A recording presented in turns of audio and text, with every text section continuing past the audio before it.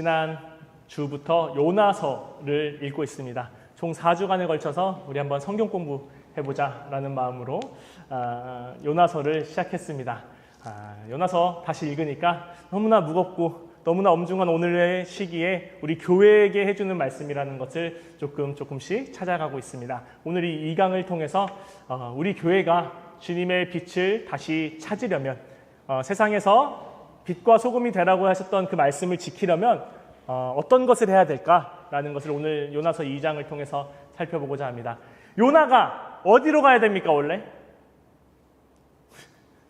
요나가 하나님이 예언했어요. 너 어디로 가라. 어디로 가야 돼요? 니느웨로 가요. 맞아요. 맞추셨어요. 니느웨로 가야 됩니다. 니느웨로 가야 되는데 니느웨가 지금 이스라엘 기준으로 북동쪽에 있는데 요나의 방향은 어디였습니까? 정반대인 어쩌면 서남쪽인 다시스로 가려고 합니다. 다시스로 가려고 해서 하나님이 말씀하신 방향과 정반대로 내려가려고 합니다. 그 요나의 방향을 성경에서 하강이라고 했죠. 요나가 욥바로 내려갔더라. 욥바에서 다시스라는 곳으로 가기 위해서 배에 탔고 그 배에서도 배 꼭대기에 있는 것이 아니라 배 밑에서 잠들고 있더라. 잠들고 있던 요나에게 하나님께서 풍랑을 주시니 사람들이 요나를 깨웠고 요나가 어떤 사람이냐고 사람들이 물어봤습니다. 그러자 요나가 말했습니다. 나는 히브리 사람입니다. 나는 하나님의 은혜로 사는 사람이고 하나님의 은혜 없이는 사는 사람입니다. 은혜 없이는 살 수 없는 사람입니다. 라고 고백했습니다. 그때 요나는 깨달았습니다. 나는 히브리인인데 하나님의 은혜 없이는 살 수 없는 사람이라고 고백하면서 정작 하나님의 말씀을 떠나고 있었구나 라는 것을 깨닫게 됩니다. 그러자 선원들에게 나를 바다로 던지면 아마 당신들이 살 수 있을 것이요 라고 이야기를 합니다. 그러자 결국 선원들은 처음에는 어떻게든 요나를 보려고 하다가 요나를 바다에 던지게 됩니다. 우리 지난주 말씀을 통해서 알게 되었던 것은 깨어 있어야 될 사람이 깨어 있지 않으면 요나가 하나님의 말씀을 듣고 깨어 있어서 하나님의 말씀을 전했어야 되는데 그러지 않으니 세상이 흔들렸습니다. 바다가 풍랑을 만났고 배가 흔들렸습니다.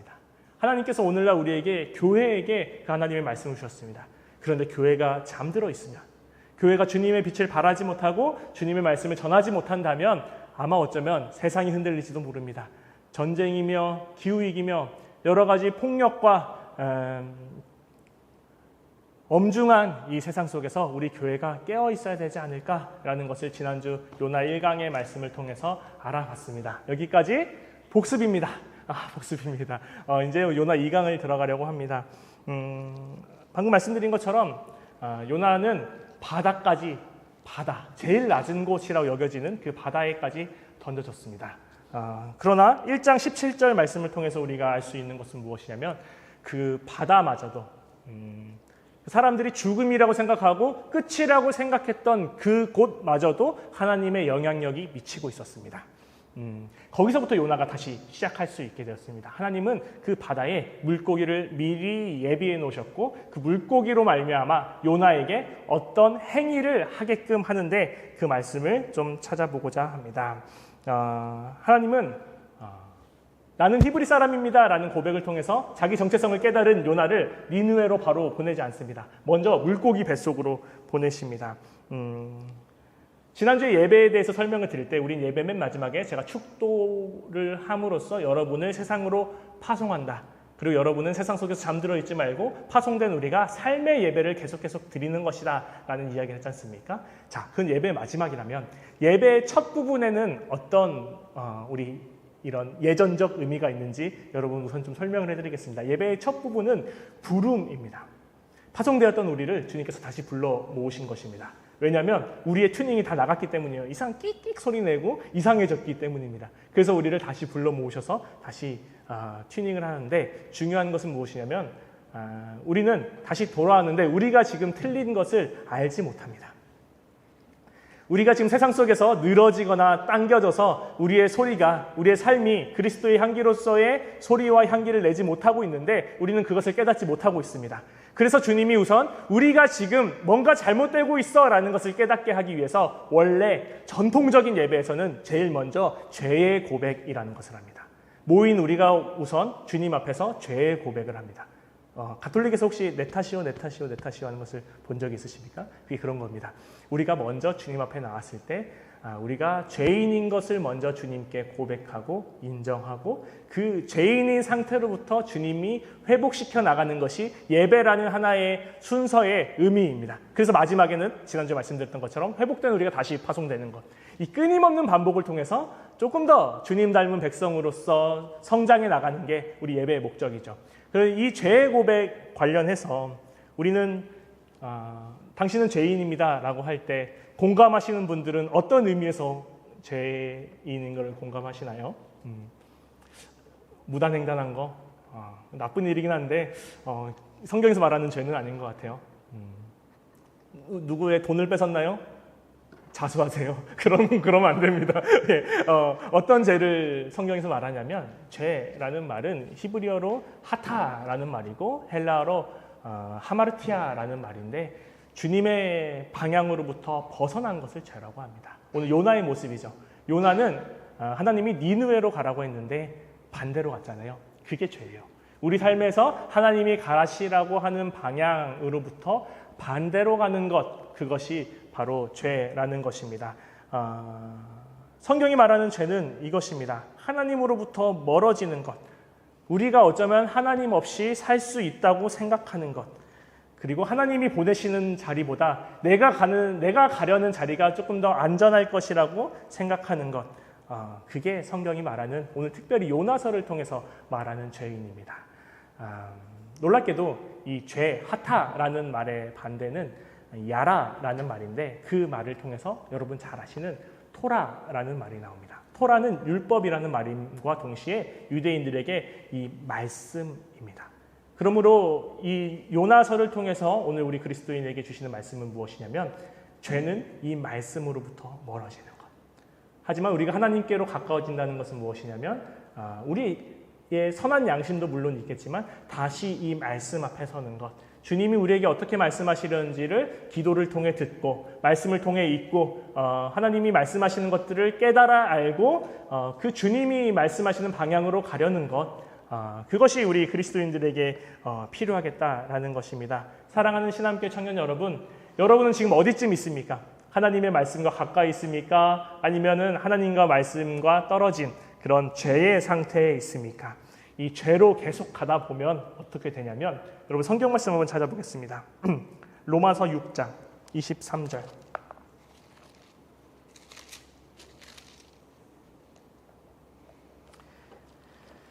로마서 6장 23절 말씀. 신약성경 247쪽쯤입니다. 우리 함께 읽도록 하겠습니다. 시작. 죄의 삭은 사망이요 하나님의 은사는 그리스도 예수 우리 주 안에 있는 영생이라. 성경에서 말하는 죄, 하나님으로 말씀으로부터 멀어지다 보면 결국 우리가 닿게 될 곳은 사망이라는 것입니다. 하나님의 말씀과 반대로 하강하고 욥바로 가고 배 밑으로 가고 바다로 간 요나가 결국 만나게 된 것은 무엇이냐면 스올, 히브리 백성들이 죽게 되면 가게 되는 곳을 스올이라고 생각을 했거든요. 그러니까 사망이라는 것이죠. 하나님으로부터 멀어지는 죄의 끝은 생명으로부터 멀어지는 것입니다. 하나님이 생명의 근원이기 때문입니다. 결국 요나가 마주한 바다, 스올, 물고기 뱃속은 단순한 위기가 아닌 기독교에서 하나님을 떠난 인간이 마주하게 되는 죽음의 현실입니다. 그런데 오늘 본문에서 너무나 중요한 반전이 나옵니다. 아까 말씀드렸듯이 요나 1장 17절 여호와께서 이미 큰 물고기를 예비하사 요나를 삼키게 하셨으므로, 여기서 너무나 중요한 단어는 이미 예비하사입니다. 요나가 봤을 때 바다에 던져지는 순간 혹시 물에 빠져본 적 있으세요, 여러분? 저는 어릴 때, 제가 초등학생 때 수학여행을 캐리비안 베이로 왔어요. 수학여행 캐리비안 베이로 와서 놀다가 그 파도풀 아세요? 파도풀에 휩쓸려서 그 제일 깊은 곳은 성인 키보다 높잖아요. 거기로 휩쓸려 빠지게 됐어요. 제가 어떻게 살아나면 제가 수영도 못했는데 침착하게 처음에는 물이 막 코로 들어오고 입으로 들어오니까 어쩔 수 없겠더라고요. 그러다가 결국 저는 바닥까지 내려간 다음에 걸어서 나왔어요. 걸어서 그 물을 믿을 수 없으시겠지만 저는 하나님이 도와주신 것 같아요. 이러다가 안 되겠다 하고 바닥까지 내려간 다음에 바닥에서 걸어서 나왔던, 뭐랄까요? 뭐 좀 수정된 기억일까요? 어쨌든 그런 기억이 있는데 요나가 물에 빠진 순간 전 그 고통을 알 것 같아요. 너무 무서워요. 진짜 무섭고 진짜 무서운 순간이에요. 그때 요나는 끝났을 거라고 생각할 거예요. 그 요나를 던진 선원도 이 요나는 살아날 수 없을 거라고 생각했을 거예요. 왜냐하면 그 배를 오랫동안 탄 선원들마저도 어떻게 감당할 수 없었던 그런 풍랑이었을 테니까 그 요나를 던진 순간 선원들은 이 요나는 죽겠구나라고 생각을 했을 것입니다. 그런데 성경은 말합니다. 하나님이 그 요나를 살릴 방법을 이미 예비해 놓으신 것입니다. 요나는 도망을 준비했지만 하나님은 그 도망을 통해서 그 마지막에 다시 요나가 하나님의 말씀으로 돌아올 수 있게끔 하는 구원을 준비해 놓았습니다. 요나는 끝이라고 생각했지만 하나님은 그 끝에서부터 다시 시작할 수 있는 기회를 예비했습니다. 여기서 물고기, 요나가 마주한 큰 고통, 그 물고기가 얼마나 큰지, 그 물고기가 얼마나 무서운지, 요나가 물고기의 뱃속에서 얼마나 냄새나는 곳에서 힘들었는지, 이것은 중요하지 않습니다. 성경 말씀에서 이 물고기의 이야기를 통해서 하나님께서 말씀하시려고 하는 것은 무엇이냐면 그 요나가 만나게 된 물고기마저도 하나님의 지휘 아래 있다. 우리가 만나게 될 문제마저도 다 하나님의 권능 아래 있고 하나님의 계획 아래 있다. 우리가 만나게 될 모든 문제보다 하나님이 크시다. 그 문제를 통해서 하나님께서 우리의 일을 다시 시작해 나가실 것이다 라는 것을 이 물고기의 얘기를 통해서 우리에게 말씀해 주시는 것입니다. 고대 세계에서 바다는 공포의 자리였습니다. 혼돈의 자리였습니다. 죽음의 자리였습니다. 그런데 요나는 말합니다. 바다도 하나님보다 크지 않습니다. 물고기도 하나님보다 크지 않습니다. 스올 같은 죽음의 자리도 하나님 밖에 있지 않습니다. 이 물고기가 고대 근독에 나오는 레비아탄이라는 괴물이 될 수도 있고 다곤 신이라는 신이 될 수 있는데 그 무서운 이방 신도, 그 힘이 세다는 바다의 신마저도 하나님보다 크지 않습니다 라는 것을 요나서 이야기를 통해서 말씀해 주시는 것입니다. 이게 우리 그리스도인에게 주시는 하나님의 은혜입니다. 하나님은 좋은 순간만 다스리는 분이 아닙니다. 예쁜 것만, 훌륭한 것만 다스리는 분이 아닙니다.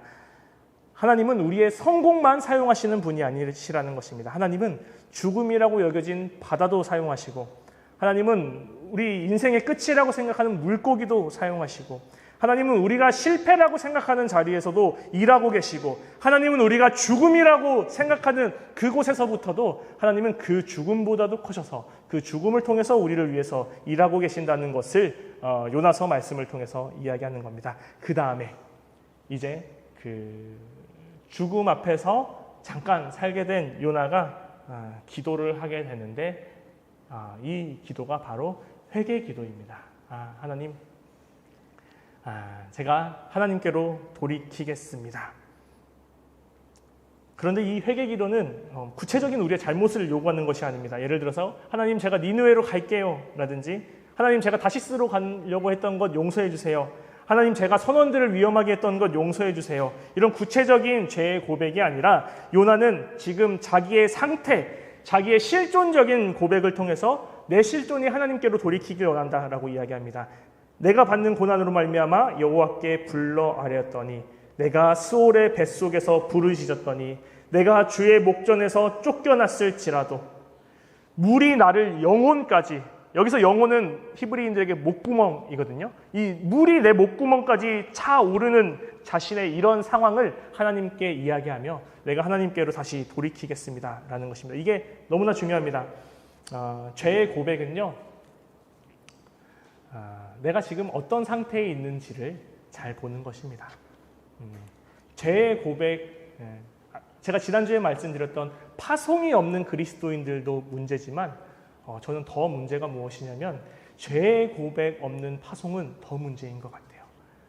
지금 내 상태를 알지 못하고 내 교만을 알지 못하고 지금 나의 겸손하지 못함을 알지 못하고 내가 그리스도인으로서 은혜를 받은 사람으로서 산다는 것은 어쩌면 위험한 일이 될 수도 있습니다.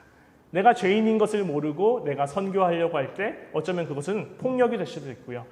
내가 죄인인 것을 모르고 내가 하나님 앞에 파송받은 사람이다 라고 이야기할 때 나는 어쩌면 세상 속에서 나의 특권을 요구하게 될 수도 있습니다. 그리스도인에게 중요한 것은 파송만큼이나 내가 하나님으로부터 어쩔 수 없이 모든 사람은 멀어지려고 하는구나.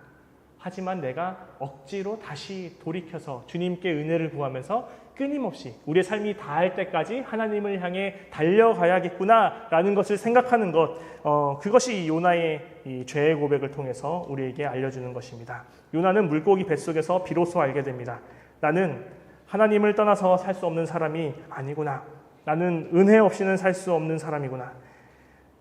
내가 히브리인이라고 사람들에게 이야기했는데 나는 이것을 나의 특권이라고 여겼지 하나님 없이 살 수 없는 사람입니다 라는 의미로 여기지 않았구나 라는 것을 요나가 알게 되었습니다. 그러자 요나는 결국 마지막에 하나님께로 돌이키겠습니다. 하나님을 찬양합니다 라며 하나님을 고백하게 됩니다. 사랑하는 신암교회 청년 여러분, 1강에서 우리는 하나님의 부름을 받은 우리가 세상에 어떻게 파송되는지를 이야기했습니다. 하나님은 하나님의 은혜를 받은 백성을 은혜를 자기 안에 깔고 뭉개고 있는 것이 아니라 세상 속에 나가서 전하라 라고 이야기합니다.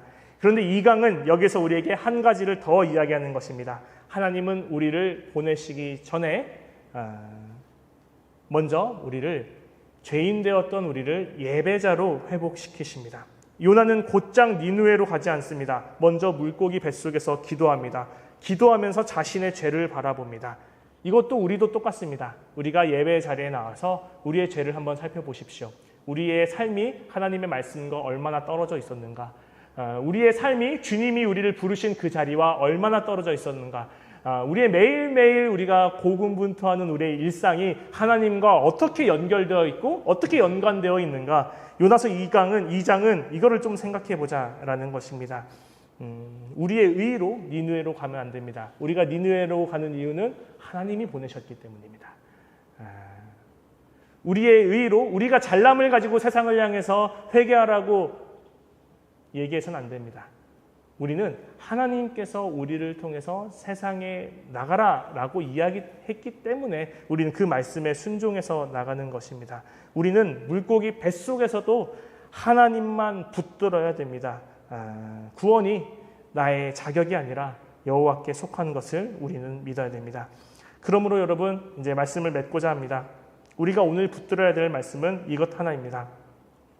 하나님께서는 우리가 끝이라고 부르는 자리에도 이미 그곳에서부터 다시 하나님을 쫓을 수 있는 기회와 자리와 시간을 마련했습니다. 저는 어쩌면 그것이 예배의 시간이 될 수도 있을 거라고 생각합니다. 예배의 자리에 나와서 첫 시간에 우리가 하나님으로부터 얼마나 멀어졌는가를 한번 생각해 보시길 바랍니다. 그리고 그 하나님으로부터 다시 멀어지지 않고 주님께 가까이 가기를 바라는 마음으로 파송되어질 수 있는 여러분이 될 수 있길 바랍니다. 우리가 잘나서 세상에 나가서 영향력을 미치는 것이 아닙니다. 하나님이 우리를 보내셨기 때문에 부족한 우리를 세우셨고 우리를 세상에 보내셨기 때문에 우리는 나가는 것을 우리가 기억해야 된다라는 것입니다. 사랑하는 신암교회 청년 여러분, 요나 2장 말씀을 통해서 죽음보다 더 크신 하나님께서 우리를 어떻게 사용하시고 우리를 어떻게 회복하시고 우리를 어떻게 보내시게 되는지를 좀 살펴봤습니다. 이제 또 한 주간의 삶이 시작됩니다. 죄는 단순한 우리의 부도덕한 일이 아닙니다. 하나님으로부터 멀어지는 것입니다. 우리가 매 순간 하나님으로부터 지금 얼마나 멀어져 가고 있는가를 조금 느낄 수 있는 한 주간이 될 수 있기를 바랍니다. 그래서 다음 주 우리가 만날 때는 그 전주보다는 하나님으로부터 덜 멀어진 상태로 만날 수 있으면 좋겠습니다. 가나의 혼인잔치에서 제가 자주 드리는 말씀이지만 포도주가 떨어지자 예수님께서는 물을 포도주로 바꾸셨습니다. 그러자 그 연회의 수장인 연회장이 어찌해서 이 집은 보통 다른 잔치집에서는 사람들이 취하면 좀 덜 좋은 포도주를 가져와서 취한 상태에서는 덜 좋은 포도주를 먹어도 모르니까 덜 좋은 포도주를 가져오는데 어떻게 이 집에서는 우리는 더 좋은 포도주를 가져오냐라고 이야기를 하거든요. 저는 이 포도주가 우리 그리스도인의 삶이었으면 좋겠습니다. 어제보다 오늘 조금 더 좋은 그리스도인이 되었으면 좋겠어요.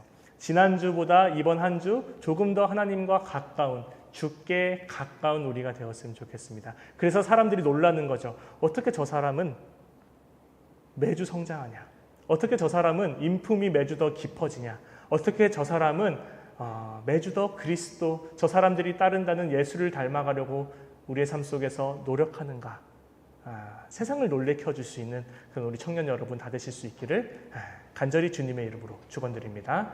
오늘 주신 말씀 기억하면서 잠시 침묵으로 기도하겠습니다.